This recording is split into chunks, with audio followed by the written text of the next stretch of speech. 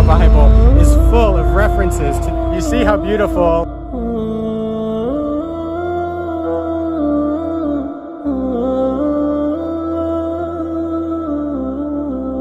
Kenapa Yahudi giat dan berkempen untuk menanam pokok gorkat? Adakah mereka mempercayai hadis Nabi?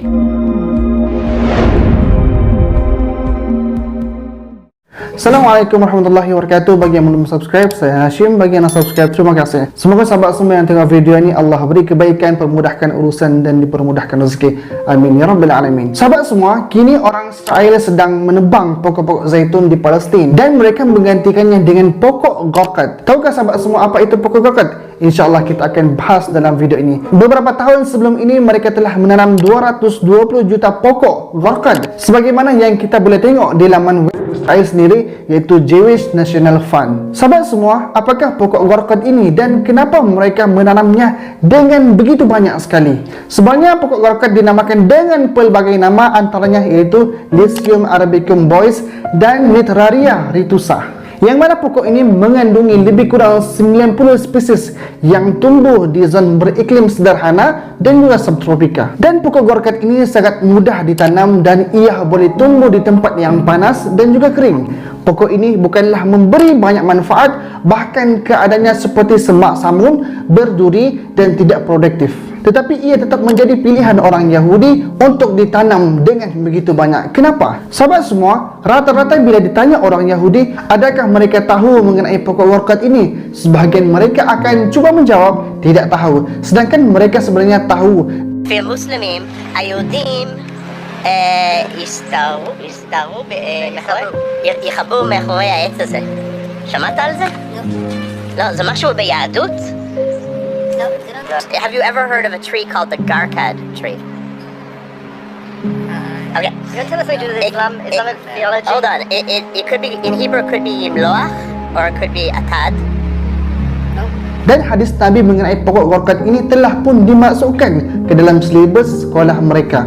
Sahabat semua, mereka menanam pokok gorkat kerana mereka percaya kepada hadis Nabi, percaya kepada nasihat Rasulullah, dan juga mereka bersedia kepada hari tersebut. Sebagaimana yang diriwayatkan daripada Abu Hurairah, Rasulullah SAW telah berwasiat kepada kita dengan sabda Nabi SAW, tidak akan berlaku hari kiamat sehinggalah akan berlaku peperangan di antara orang Islam dan juga orang Yahudi. Maka pada waktu itu tentera Yahudi akan dibunuh oleh tentera Islam. Sehingga apabila orang Yahudi berselindung di sebalik batu pokok, lalu batu dan pokok itu akan bersuara dan berkata, "Wahai Muslim, wahai hamba Allah, di belakangku ini ada Yahudi, marilah dan bunuhlah mereka." Kecuali pokok gorkat yang tidak bersuara, kerana sesungguhnya ia merupakan pokok Yahudi.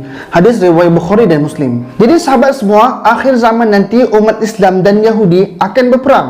Mungkin sekarang kita dapat lihat umat Islam khususnya di Palestin ditindas, diperlekeh, hak mereka diambil, tanah dan rumah mereka dirampas oleh bangsa Yahud ini. Tapi nanti umat Islam akhir zaman nanti akan mendapat kebebasan dan akan menamatkan riwayat kaum Yahud ini. Dan sebenarnya mereka pun percaya dengan apa yang dikatakan oleh Nabi SAW.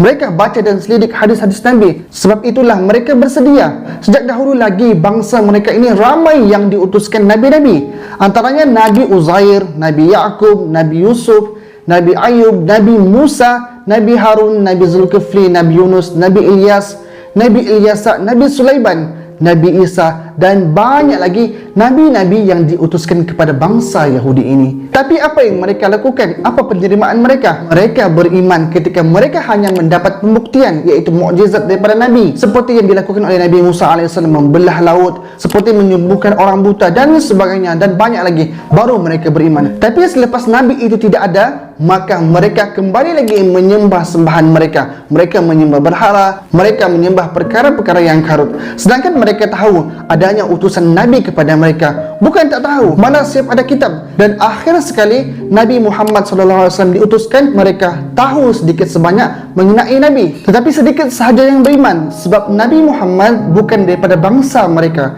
Nabi Muhammad berbangsa Arab dan mereka tidak mahu beriman disebabkan mereka berkata, mereka lah bangsa yang paling mulia dan terbaik di muka bumi. Sebagaimana firman Allah Subhanahu wa taala, A'udzubillahi minasyaitonirrajim. Ya Bani Israel, uzkuru ni'mati allati an'amtu alaikum wa anni faddaltukum 'alal alamin. Yang bermaksud, wahai Bani Israel, ingatlah akan nikmatku yang telah aku anugerahkan kepadamu, dan ingatlah pula bahawasanya aku telah melebihkan kamu atas segala umat.